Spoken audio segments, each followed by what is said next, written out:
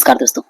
आज हम बात करने वाले हैं बॉलीवुड की एक ऐसी अभिनेत्री के बारे में जो अपनी खूबसूरती और दमदार अभिनय के लिए जानी जाती हैं, और वो है तब्बू। लेकिन आज हम तब्बू की नहीं बल्कि उनकी बहन फरहान नाज के बारे में बात करने वाले हैं। जी हाँ, फरहान नाज एक भारतीय फिल्म अभिनेत्री हैं। उन्होंने 1985 में फिल्म फासले से अपने करियर की शुरुआत की थी। उन्होंने कई फिल्मों में काम किया, जिनमें फिल्म नसीब अपना अपना, मरते दम तक और यतीम शामिल है। फरहान नाज ने 1996 में अभिनेता बिंदु दारा सिंह से शादी की थी। हालांकि उनकी शादी लंबे समय तक नहीं चल पाई और 2002 में उनका तलाक हो गया। फरहान नाज अपने करियर में कई उतार चढ़ाव देखे हैं। उन्होंने कुछ सफल फिल्मों में काम किया है, लेकिन उनकी कई फिल्में फ्लॉप भी रहीं। इसके अलावा उनकी निजी जिंदगी भी काफी उतार चढ़ाव भरी रही। हालांकि फरहान नाज ने कभी हार नहीं मानी और हमेशा अपने काम पर केंद्रित रही। तो चलिए फ्रेंड्स, फरहान नाज के बारे में पूरा डिटेल जानते हैं। उससे पहले आप सभी दोस्तों से गुजारिश है कि अगर आप मेरे चैनल पर नए हैं तो प्लीज चैनल को सब्सक्राइब कीजिए, बेल आइकन प्रेस कीजिए इसी तरह के नए चटपटे न्यूज के लिए। 80 के दशक में एक ऐसी एक्ट्रेस के चर्चे काफी रहे हैं जिन्होंने जैकी श्रॉफ, गोविंदा, चंकी पांडे और अनिल कपूर जैसे कलाकारों के साथ काम किया। उस समय फिल्मों के साथ इनकी कंट्रोवर्सी के भी खूब चर्चे रहे। उस एक्ट्रेस का नाम है फरहान नाज। जी हाँ, एक्ट्रेस तब्बू की बड़ी बहन है फरहान नाज। 80 और 90 के दशक में कई ऐसी एक्ट्रेस आई जिन्होंने अपनी अदाकारी से लोगों का दिल जीता, लेकिन बाद में एक्टिंग की दुनिया से वो दूर हो गई। उन एक्ट्रेसेस में फरहान नाज का भी नाम आता है, जो अब एक्टिंग नहीं करती लेकिन सोशल मीडिया पर एक्टिव जरूर रहती हैं। उस दौर में चंकी पांडे और अनिल कपूर को लेकर कुछ विवाद भी थे। फरहान नाज ने उस दौर में कई फिल्में की, लेकिन शादी के बाद उन्होंने एक्टिंग से दूरी बना ली। हालांकि उनको लेकर चर्चे अक्सर रहते थे। अब फरहान नाज कहाँ हैं और क्या करती हैं, चलिए जानते हैं। जमाल अली हाशमी और रिजवाना की पहली संतान फरहान नाज और दूसरी तब्बू। फरहान नाज का जन्म हैदराबादी मुस्लिम परिवार में हुआ था, लेकिन उनके पेरेंट्स ने जल्द ही तलाक ले लिया। उनकी मां ने अकेले दोनों बच्चियों का परवरिश की। शबाना आजमी, तन्वी आजमी और बाबा आजमी फरहान नाज के रिश्तेदार हैं। 1985 में फरहान नाज ने यश चोपड़ा की फिल्म फासले से बॉलीवुड डेब्यू किया था। 1986 में फरहान नाज की दो फिल्में लव 86 और नसीब अपना अपना आई, दोनों हिट रही। इसके बाद फरहान नाज ईमानदार, यतीम, घर घर की कहानी, रखवाला, जवानी जिंदाबाद, अचानक और हलचल जैसी फिल्मों में नजर आई। फरहान नाज के करियर की ज्यादातर फिल्में हिट रही हैं। फरहान नाज ने एक पुराने इंटरव्यू में अपनी लाइफ की दो घटनाओं का जिक्र किया था, जो काफी चर्चा में रहे। 1989 में एक फिल्म की शूटिंग चल रही थी, जिसमें उनके अपोजिट चंकी पांडे नजर आए थे। इसी दौरान चंकी पांडे ने फरहान नाज को लेकर एक ऐसा मजाक कर लिया जो एक्ट्रेस को बिल्कुल पसंद नहीं आया और उन्होंने क्रू के सामने एक्टर को थप्पड़ जड़ दिया। ये खबर उन दिनों मैगजीन की सुर्खियां बनी रही, लेकिन बाद में उन्होंने चंकी पांडे को सॉरी भी कहा। वहीं उसी साल दूसरी फिल्म रखवाला रिलीज हुई, जो फ्लॉप हो गई थी। फरहान नाज और अनिल कपूर इस फिल्म के लिए फ्लॉप होने के बाद दोनों किसी पार्टी में साथ में थे।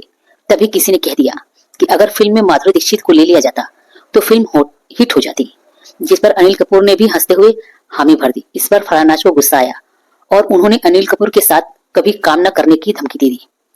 फरहान नाज ने अपने कई इंटरव्यू में कहा कि उनका शॉर्ट टेम्पर कई बार उनके काम को बिगाड़ने का काम कर जाता है। 1996 में फरहान नाज ने दारा सिंह की बेटी बिंदु दारा सिंह से लव मैरिज की थी। बिंदु दारा सिंह से फरहान नाज को एक बेटा फतेह रंधावा है। फरहान ने साल 2002 में बिंदु दारा सिंह से आपसी सहमति से तलाक किया था और 2003 में एक्टर सुमित सहगल से शादी कर ली। सुमित और फरहान नाज आज भी साथ हैं। वहीं सोशल मीडिया पर फरहान तस्वीरें शेयर करती ही रहती हैं। वही हम आपको फिल्मी दुनिया की दो ऐसी एक्ट्रेस के बारे में बताएंगे जिन्होंने 80 और 90 के दशक में पर्दे पर तो ऑडियंस का दिल जीता ही था, साथ ही अपनी दोस्ती में भी हर किसी का ध्यान खींचा था। दोनों को कई मूवीज में साथ भी देखा गया। एक्ट्रेस का रिश्ता खूब रंग लाया, लेकिन वो कहते हैं ना, अच्छी चीजों पर नजर लगते देर नहीं लगती। कुछ ऐसा ही इन अभिनेत्रियों के साथ भी हुआ। एक ऐसा वक्त आया जब उन्होंने अपनी दोस्ती को हमेशा के लिए खत्म कर दिया। हालांकि इस दौरान दोनों ने अपनी फिल्मी सफर जारी रखा। आइए बताते हैं कि कौन है अदाकारा है।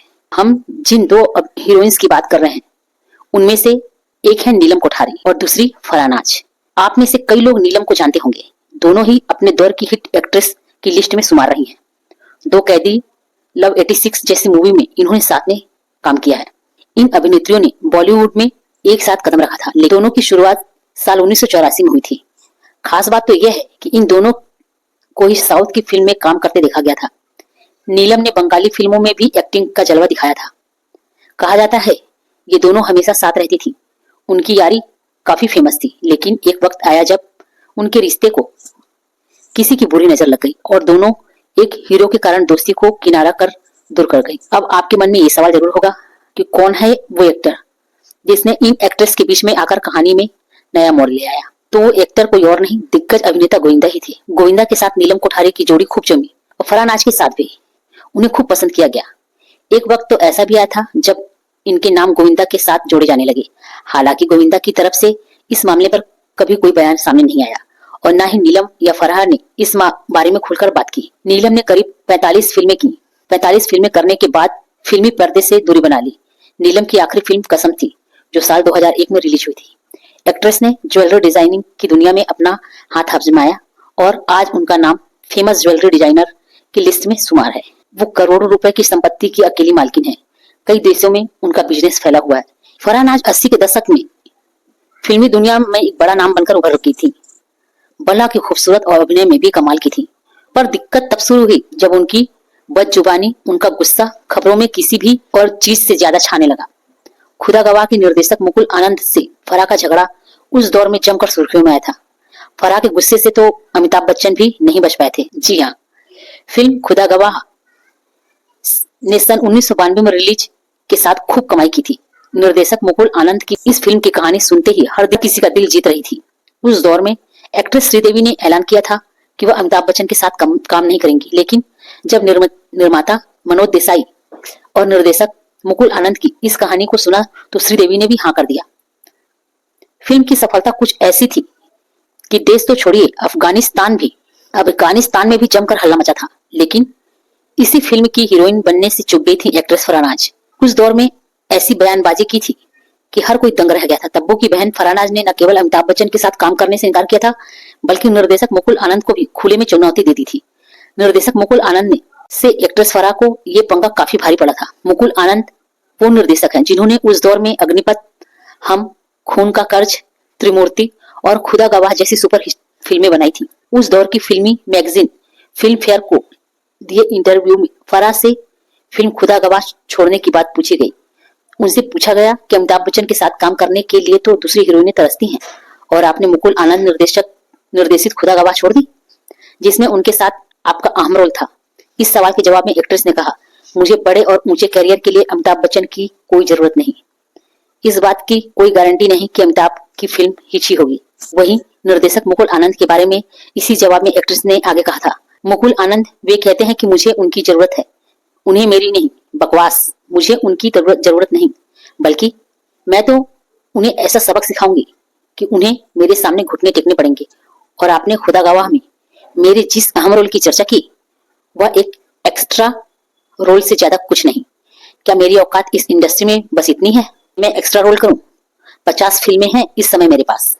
फरहानाज जो उस दौर में अपने गुस्से और गाली गलौज वाली भाषा के लिए बदनाम थी, ने ये मामला यही नहीं छोड़ा। उन्होंने आगे कहा, मैं तिल का ताड़ा नहीं बनाई।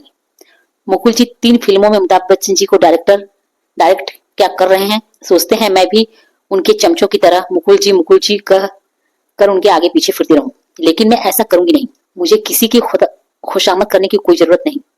देखिए, अब खुदा गवाह का मुहूर्त कार्ड छपा तो मेरा नाम सबसे नीचे दिया जा गया होगा, मानो मेरी कोई अहमियत ही न हो। इसलिए बंबई में रहते हुए भी मैं फिल्म के मुहूर्त में नहीं गई। अपने जीवन में अपने को इतना अपमानित पहले कभी महसूस नहीं किया। वह तो निर्माता मनोज देसाई से मेरे अच्छे संबंध है, इसलिए वह फिल्म मैंने मंजूर कर रखी।